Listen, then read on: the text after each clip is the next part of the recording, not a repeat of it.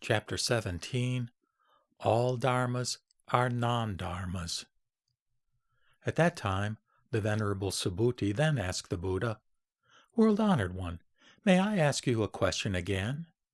If sons or daughters of a good family want to develop the highest, most fulfilled and awakened mind, if they wish to attain the highest perfect wisdom, what should they do to help quiet their drifting minds and master their thinking?"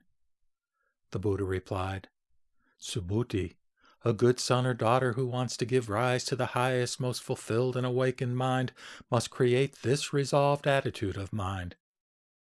I must help to lead all beings to the shore of awakening, but after these beings have become liberated, in truth I know that not even a single being has been liberated." Why is this so? If a disciple cherishes the idea of a self, a person, a living being, or a universal self, then that person is not an authentic disciple. Why? Because in fact there is no independently existing object of mind called the highest, most fulfilled and awakened mind. What do you think, Subhuti? In ancient times, when the Buddha was living with Dipankara Buddha, did he attain anything called the highest, most fulfilled and awakened mind? No, most honored one. According to what I understand from the teachings of the Buddha, there is no attaining of anything called the highest, most fulfilled and awakened mind. The Buddha said, "You are correct, Subhuti. In fact, there does not exist any so-called highest, most fulfilled and awakened mind that the Buddha attains, because if there had been any such thing, Dipankara Buddha would not have predicted of me. In the future you will come to be a Buddha known as the Most Honored One."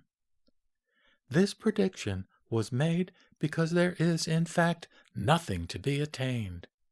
Someone would be mistaken to say that the Buddha has attained the highest, most fulfilled and awakened mind, because there is no such thing as a highest, most fulfilled or awakened mind to be attained.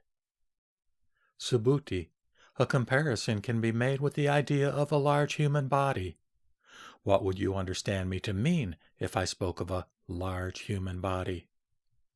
I would understand that the Buddha was speaking of a large human body not as an arbitrary conception of its being, but as a series of words only.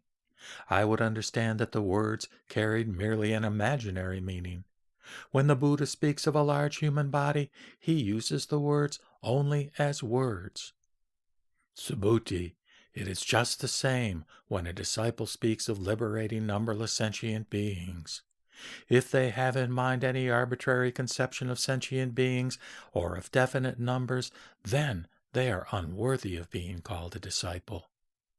Subhuti, my teachings reveal that even such a thing as is called a disciple is non-existent.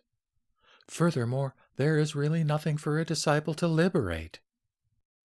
A true disciple knows that there is no such thing as a self, a person, a living being, or a universal self.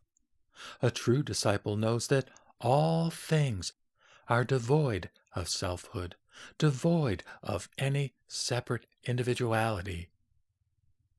To make this teaching even more emphatic, the Buddha continued, "If a disciple were to speak as follows, quote, 'I have to create a serene and beautiful Buddha field,' close quote, that person is not yet truly a disciple. Why? What the Buddha calls a serene and beautiful Buddha field is not, in fact, a serene and beautiful Buddha field, and that is why it is called a serene and beautiful Buddha field. Subhuti, only a disciple who is wholly devoid of any conception of separate selfhood is worthy of being called a disciple.